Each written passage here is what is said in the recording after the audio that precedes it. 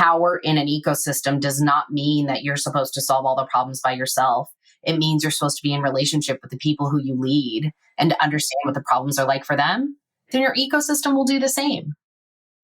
Hello, everyone. My name is Dr. Matthew Worwood. And my name is Dr. Cyndi Burnett. This is the Fueling Creativity in Education podcast. On this podcast, we'll be talking about various creativity topics and how they relate to the field of education. We'll be talking with scholars, educators, and resident experts about their work, challenges they face, and exploring new perspectives of creativity.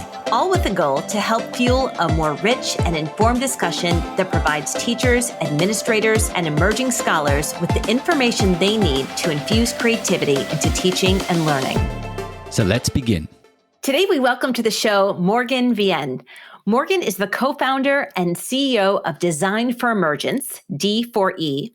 She is a systems change designer and facilitator who brings catalytic energy to her work. Morgan has a vision of the world as a place of equity and humanity. Yes. She hosts opportunities for people to gather in discovery and design so that they can navigate complexity and create collective ways forward. Using emergent and liberatory practices, she holds space for people to step into their power and exercise radical imagination in making sustainable change. Beyond Design for Emergence, Morgan is a designer with the Stanford D School and Liberatory Design faculty at the National Equity Project. She has coached and designed with the Teachers Guild, X School, Retool at IDEO, been a deep learning coach with Envision Learning Partners, and incubated ideas with the Mira Fellowship. Morgan was the principal of an arts integration expeditionary learning school, a founding teacher in Oakland's new small autonomous schools movement, and is a member of the board of trustees at Design Tech High School. Morgan, welcome to the show. What's up, y'all? Thanks for having me. We are so excited to talk to you today about design and emergence. So let's start there. What is your perspective of design and why emergence? What do they mean? Why are they important? I always wonder where to enter into these stories, right? But I think I'll lean on the piece around what do they mean first. Design thinking is really about problem finding. It's about listening and engaging closely and taking multiple passes to develop our understanding of the human need underneath a problem. And design invites us to be generative, to find possibility with our solutions in order to really disrupt the problem and not just chip away at it. I think design thinking is the practice that can disrupt some of the current conditions or contributing factors the best, right? And I specifically practice liberatory design because of the huge need to apply an equity lens and a complexity lens to any problem we're trying to solve. I personally really believe that systems are made of humans and humans are incredibly complex, and we're the ones holding all those problems in place and have patterned ways of being to do that. And so practicing liberatory design as a creative problem-solving practice that requires us to apply an equity lens, requires us to apply a complexity lens in our creativity is so important. I got into design as a school leader and learning about my own leadership and learning about the weight of being responsible for a community and looking to take it into its next evolution in terms of a model and a way of learning, right? Looking to be the one to host a group to make that transition. And the best way that I learned to do that was through co-design, through sort of putting down the power and positional authority that I had as a leader and to kind of say, yo, my imagination can take me sort of as far as it can, but this is going to take all of us. So what does it look like to lean in together and allow this process to hold us in figuring out our way? Design to me is really a change management strategy. It's a way of leading. It's a way of being in the world and being able to see. Now, in terms of the emergence piece, I mean, we can all kind of lovingly look at each other here on this sort of virtual platform and remember that the last few years have been real wild, right? We have found ourselves in circumstances that have required us to be more agile, more flexible, more patient, and more disruptive in our thinking than maybe our lifetimes have asked of us prior. And in that, the room for us to create space for emergence, right? Which is really the process of coming into being. Emergence is the space between, right? Where things can come into being. They're the ones that aren't necessarily planned for. They're the ones that, the thoughts, the ideas, the relationships, the ways of being, the solutions that were not thought of until they came to be, right? And there's a way that we can be in relationship with one another and in our work and kind of set conditions for there to be space for things to emerge, right? And that's so, so important when we're trying to imagine a world that we've never been a part of yet, right? When we're trying to imagine solutions that will work in a future that we haven't seen yet. So that's design and emergence. And I will just add that the emergence piece really comes from the emergent strategy approach to change, right? That really is about being present. It's about trusting the people. It's about finding the conversation because whoever is there is the right group to be there. Just to build on that, I would say it's not just about finding the conversation and being present in the conversation. It's making sure that you're listening as well. You can sometimes have the right people in the room, but there can still be a disconnect, even right down to vocabulary. What one word means to one person isn't necessarily how it's interpreted by the other. Any thoughts about how we can kind of facilitate that idea of being present, encouraging us to listen more as well? One of the things that I want to call in there with that question around dialogue is the really important and foundational piece of liberatory design, which is co-design, right? This container of liberatory design invites us to make sure that, one, we've done the deep, thoughtful, slowed down listening to determine who are those most impacted to those perspectives, not other sort of experts with letters on the end of their name or, whoever has the power to solve the problem, but actually those that are sitting, living the problem, right? And that co-design piece. And oftentimes what you have then when you're bringing together power and you're bringing together systems folks and you're bringing together those who are sitting in the storm of whatever the problem is that y'all are working on, you end up with a number of really divergent perspectives. And so that's where it gets, I think, to the dialogue piece, right? Which is that in order to really engage in problem finding and then to design creative solutions that'll work for more folks, finding those divergent perspectives and bringing them together as a host, right? This is where we activate our host leadership to say, I'm not the leader and I know the way. I'm actually the convener. And I'm really stoked that we all get to be here together. Let's speak truth about how this is going for us, knowing that the goal is not necessarily consensus. The goal is actually empathy and understanding. Let's understand the complexity of these divergent perspectives and look at those together. And then let's receive them from an empathetic and compassionate space so that we can figure out how your brilliance and your opinion, while different from mine, might contribute to the magic of this solution. And that goes for kids, y'all. That goes for kids. That goes for, the leaders of this country. I mean, anyone of any age, right? You keep using this word liberatory, and I love this word liberatory because it sounds like liberation, but I don't actually know what it means. So in the interest of clarifying different opinions, tell us more about liberatory and liberatory practices.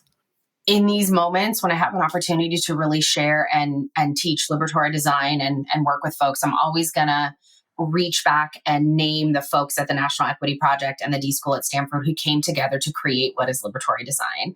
And as I mentioned to you before, you type that into your doc and it says, this is not a word. And it is. It really, really is. And so liberatory design is a process and a practice, right? And the liberatory piece, I love to unpack this because one of the things that I often say to a room when I have the good fortune of hosting one is that liberation is a very subjective thing, right? What you define as liberation and what I define as liberation are going to be really different depending on what that feeling and experience is in our imagination. And I say imagination because I myself and anyone I know so far, I haven't asked you to yet, but I don't know that I have a a really clear definition of what liberation means for me. I don't think because I participate and contribute to so many of these systems that I was born into and I'm still trying to learn and understand as a human, I can't say that I've actually experienced liberation. And I can't say that I can define it for someone else. What I can do, though, what we can do is continually get closer. And so this piece around liberatory in the liberatory design allows us to generate self-awareness, and it allows us to be in tune with the practices and the ways of being that get us closer to what feels like liberation, right? Allows us to sort of notice where there's inequity that we're contributing to or that we can call out, and be in community then around and accountable to, like, how are we doing this together and how do I show up to that? I have found that practicing design from a place of liberatory design is a way that we can then sort of co-define our collective liberation as we move through it, right? And that's not sort of an end game, it's an in-process game, right? Because there's a transference of power when you're practicing liberatory design. It's a way of sort of looking at our different perspectives and our different positional authorities, our different biases, our different, all the bits that we're bringing to the table, and being able to say like, okay, this is serving us and this is not, and saying that to one another. I want to kind of shift this into a classroom environment and share some of the challenges that I still face sometimes when trying to go beyond the procedural steps of methodologies like design thinking. It's very easy to say I teach design thinking, I promote design thinking, and really what you're doing is you're teaching these procedural steps. First you do this, and then you do this, and then you do this. But when you unpack it, one of them is this basic concept of conducting research to assist us in checking assumptions. A classic example is let's go and engage students in a conversation about how we can address problems that emerged during the pandemic. Unless you go and engage in a form of user research, which is going to take time, perhaps longer than a 16-week semester provides, you're going to start making assumptions about your audience. And therefore, you're missing the point of some of the core values of this process. So even though we're going and having a discussion, we're still to a certain extent doing what we're not meant to be doing, which is generating knowledge on assumptions. So how do we and I'm talking specifically about a classroom environment, how do we as educators emphasize the importance of going and finding out everything you don't know about your user and then having the type of conversations you're talking about? I'm excited that you asked this because I actually really feel like the answer for how you do it in a classroom is the same way that you do it at a systems level. And liberatory design actually creates space for that. But there are a few sort of practices and pieces that I'll offer here. So a first thing that I want to say is if you are engaging in design work and there is not time to do your user research or to do deep empathy work, then your circumstance does not have the conditions for you to do the work you need to be up to and is not setting you up to solve the problem that you are trying to solve. What that might mean is that there is power and resources and rules, right, that are being put in place by humans who have decided that this thing that you're working on is, and that could be the teacher, that could be the administrator, that could be the mandate coming down from somewhere else. The thing you are working on is not worth the time and the room to give it the due diligence of the deep listening that is required and the convening that is required to get closer to what the problem really is. In fact, a lot of times in those circumstances, those folks have already decided on a solution and they're just setting you up to move through the process. We're not super down with that process, and we can get into more about what we ask of our partners when we set up to engage in this meaningful work. But to get back to your question, I want to speak first to a few pieces around liberatory design that help us stay in the zone of not making as many assumptions and certainly checking ourselves when we do. So one is, as designers, right, Matthew, you and I can both speak to the empathy work that can look like immersion. It can look like interviewing. It can look like, participation. It can look like deep listening over time. It can look like a keyboard panel. It can look like lots of things. And I would even err on the side of saying that when it's done well, it's not so far as a discussion because you as a designer and listener are not inserting so much of your perspective and sort of that tango that one does in a discussion. Actually, you're creating a container and a space and you're responding only to tend to what the speaker is offering you. right? And to sort of draw more forward there in a way that allows them to kind of get to the pieces that they really want on the table. But beyond the empathy mode in design, and I do want to actually plop here to say that design thinking is often taught as linear, and it's not. Design thinking is really about a set of mindsets that you can apply in terms of how you hold yourself in your community to doing the work. And then it's about reading the signals of where you are in your process to understand what mode you need to go back into. It's not linear. I'm down to debate that with folks. It's not linear. But to that end, I would say that, if after that deep empathy work, the define mode invites you to try to get clear and take a pass at what we think the problem is. In liberatory design, there's also a mode called inquire. And in the early stages of liberatory design, it was called probe. What that is about is actually finding safe to fail opportunities, which are opportunities that will not cause harm in the process. Finding safe to fail opportunities to check in with those that are most impacted and say, hey, what do you think about this? Or am I on the right track? Or, and allow for, again, back to that emergence piece and back to the pivot and the shift opportunity, like allow then for the design work to be informed along the way. And you can inquire in all kinds of different places in your process. And we recommend you inquire often. In fact, if you set up your co-design work properly, you've got a bunch of those people sitting next to you. And so when they tell you that it's not quite right, you listen. Right? That's actually the smartest way to do it, in my opinion. I'll also call forth the see the system mode of liberatory design, which is really the complexity mode. And it allows us to look at from many different angles at the contributing factors that are holding the problem in place. That sounds overly complex, but when we start to think about what are the relationships between people, how is the work organized? How does information flow?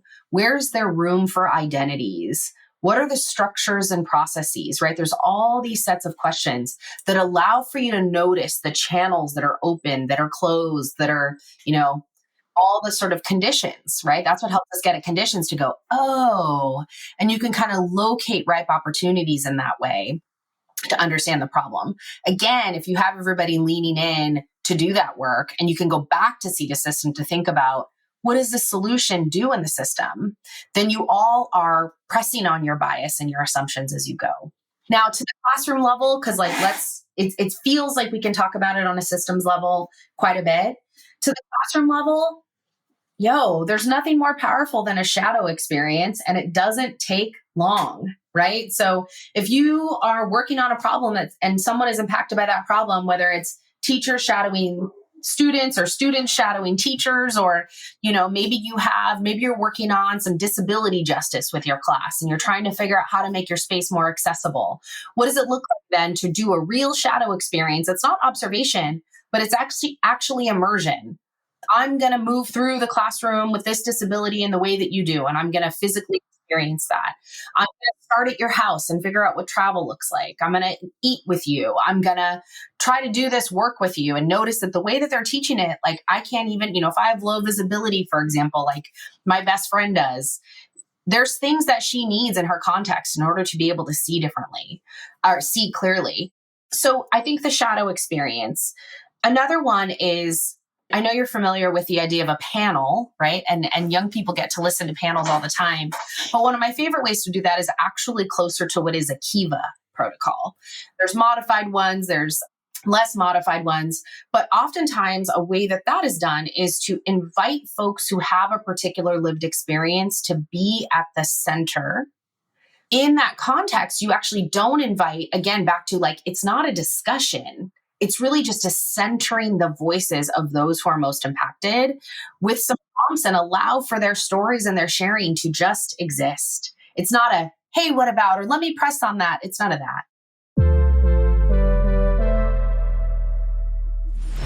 Do you want to bring more creative and critical thinking into your school? Look no further than our podcast sponsor, Curiosity to Create. Curiosity to Create is a nonprofit organization dedicated to engaging professional development for school districts and empowering educators through online courses and personal coaching. And if you're craving a community of creative educators who love new ideas, don't miss out on their Creative Thinking Network.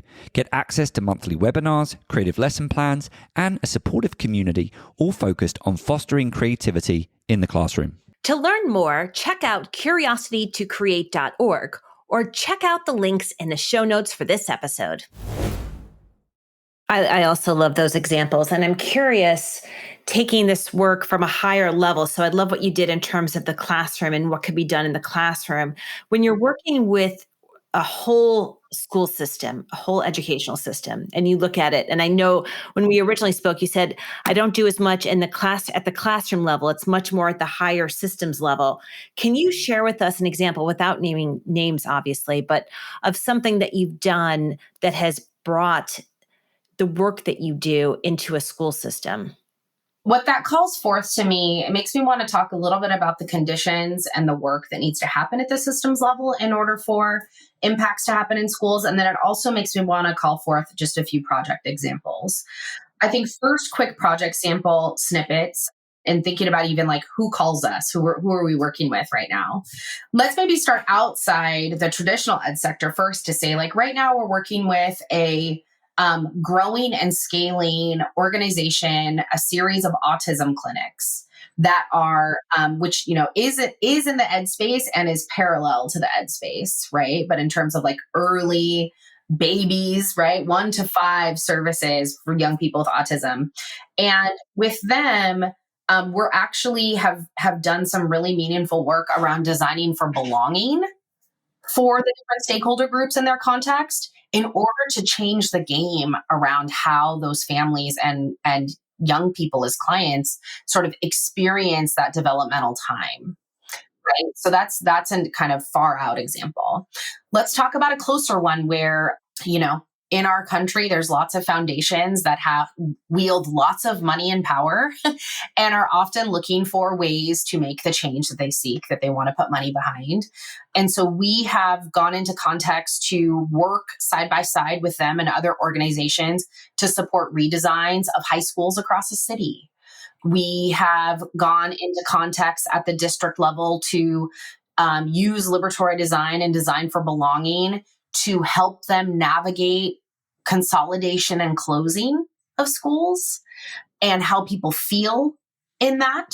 And I would say probably the one closest to your question is we have supported districts to redesign layers of their school. So like, let's redesign these middle schools. Let's use a design practice to figure out what the design principles need to be to drive the vision, curriculum, instruction, resource allocation, culture design, all of, values, vision, all that good stuff.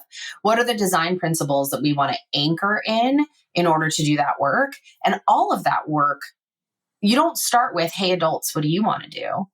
You start with, hey, students, what is school like for you?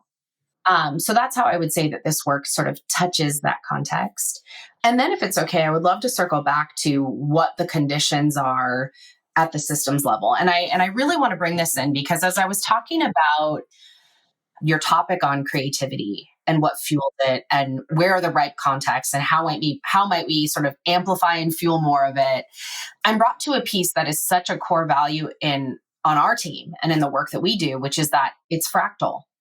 And that comes from emergent strategy, right? But the ways that we are in the one-to-one relationships is exactly the ways that we are on the larger community scale, amplified in major, right? And so when you have an upper tier of an organization, could be a school district, could be at the state level, keep imagining all these different contexts. If you have an upper tier that's run by power, run by compliance, signals that falling in line is the way to be, then your ecosystem is going to behave that way.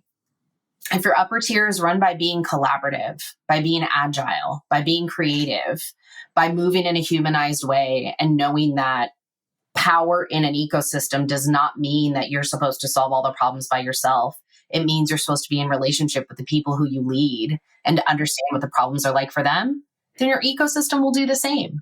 We are constantly, when we're thinking about whether or not to say yes or no to work, we're thinking about readiness and really having some conversations with leaders in that organization or in that context to say, who has the power over the problem that you're trying to work on? And then who's the most impacted? And are you willing to bring those groups together to do this work? Because that's what it's going to take. And some contexts are like, yes, please. We have no idea how to do that. But if you're down to host the space, we'll show up ready to get in the mix. And we're like, cool, let's do it. And then sometimes you have folks that say, it was really great to hear about the work that you do, but I don't know if we're quite there. Right? And you don't end up engaging with them because power gets comfortable. Can I just build on that a little bit? Because there are so many different variables that exist. And so I think there is power being comfortable, but then we're also dealing with the fact that a known system is also a comfortable system. It's a predictable system. There's less ambiguity in the system. And of course, I would say we're also creatures of habit. So everyone within that system, and I'm focusing specifically on a school building, know what they're meant to be teaching at exactly what week of the semester they're meant to be teaching it, what resources they need. There is a recognition that if we disrupt too much of the system too quickly, it might have a ripple effect that can start impacting lots of people. And you use the word safe to fail. So I'm just curious, how do we begin to dismantle the system or look at the system or modify parts of the system, but do it in a way where we're safe to fail? Because schooling's complex, it's hard, and we are all creatures of habit. Leadership is one of my favorite topics next to design. And I have a magical power of being able to see the matrix around it, which is kind of cool. And it takes me back to the privilege and opportunity that I had to lead that arts expeditionary school, arts integration expeditionary learning school. And I think what I want to say in that, and I want to quote my dear friend, Renee Benavides, who's a somatic coach and a designer as well. She always says that we are always in practice of something. We are always in practice of something, whether intentional or not. And I just really, really connect to that when I think about these microcosms, because if we really remember that systems are made of humans who are habitualized and practiced and conditioned to do things a certain way, then what you are really dealing with on a change level is a bunch of humans that have the same practice. And so the question becomes, how do you change practice? And then the question becomes, how do you set the conditions for practice to change? Because it's comfortable and because it's rewarded and because it's recognized and because change actually isn't sustainable at a constant rate, right? It ebbs and flows and you get momentum. So some of the key learnings that I think help and that I have had that I think help respond to this question are really around stepping back and asking yourselves as a community, because again, a leader behind a closed door is useless to leading the people, in my opinion. How do you step back as a community and create space for that step back to be able to look broadly with kind of less judgment and sort of less bias, but actually just if you're clear in your why, if you're clear in the fact that you are running a school or you are participating in an ecosystem, you're teaching here, and our purpose is to do X for our young people. And then you can step back and really look across the board and ask yourself those same see the system questions that I was pulling forth before. This is what we say we do. What are we actually doing? How do we spend our time? How do we spend our resources? How are we in relationship with one another? What are our communication patterns? If we can ask ourselves those questions and start to kind of see the matrix of what is, what you can actually do in that is use that as a location opportunity to find the things that you have to do. So-and-so with the power is going to come through and be like, you didn't teach X, or you didn't assess Y, or you didn't whatever. Find those things because we want it to be safe to fail. We're not trying to get in trouble here, right? And then strip the rest away. Right? So you can kind of ask yourself, is there an opportunity here for us to use this block of time differently? Is there an opportunity here for us to shake up the schedule on these days? Is there a way that we actually want to shift roles and responsibilities, right? In design, we call all of those things that you can change levers for design. They are the things that you can shift and change in order to change a context, right? And you can prototype around those and then test them in small, safe to fail ways to see what they do. So, like in the school that I led, we realized that we were way over on instructional minutes, and we had this grand vision of teachers teaching across context, these beautiful, meaningful, rich, long expeditions. And we wanted it to be arts integrated. We wanted young people to be making real, useful projects and materials that could make the world better. Well, that takes a lot of collaboration time. And it takes a lot of research, right? And it takes a lot of network building. And if teachers were going to be the ones who had to do that, then they needed the time, the space, and the structure to be able to be in the work that meaningfully. So we created an additional minimum day, which created another 2.5 hours of collaboration a week. And we decided that we were going to make it so that everybody in our building, myself included, all descended upon what was the library at that time. We called it like the den.